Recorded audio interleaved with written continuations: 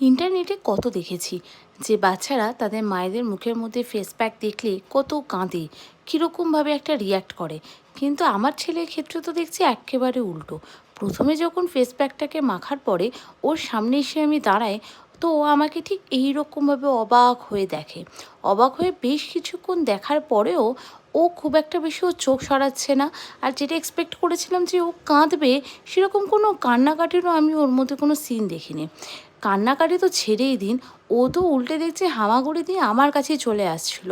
শুধু আমার কাছে আসছিল তা কিন্তু নয়, ও আমার কাছে এসে আমার মুখ ধরার চেষ্টা করছে, দেখছে যে আমি কি করছি না করছি, কি জিনিস আছে না আছে আমার মুখের মধ্যে।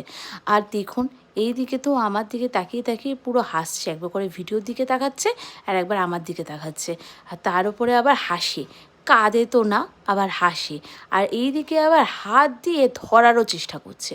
তো আমি সেটাই ভাবি যে ইন্টারনেটের বাচ্চাগুলো কি সুন্দর, কি কিউট, যে ওরা কি সুন্দরভাবে মাকে দেখে এরকম মুখের মধ্যে ফেস প্যাক মাখা মা এদেরকে দেখে কাঁদে। কিন্তু আমার ছেলের মধ্যে তো না কোনো কান্নাকাটির সিন ছিল, না একটু আমাকে দেখে কোনো ভয় ডর পেয়েছে। লিটারেলি ও আমাকে দেখে হেসেই যাচ্ছে, আর পারলে আমার মুখটাকে চেপে ধরে। আর আমি ওকে মানা করছি যে তুই আসিস না আমার কাছে।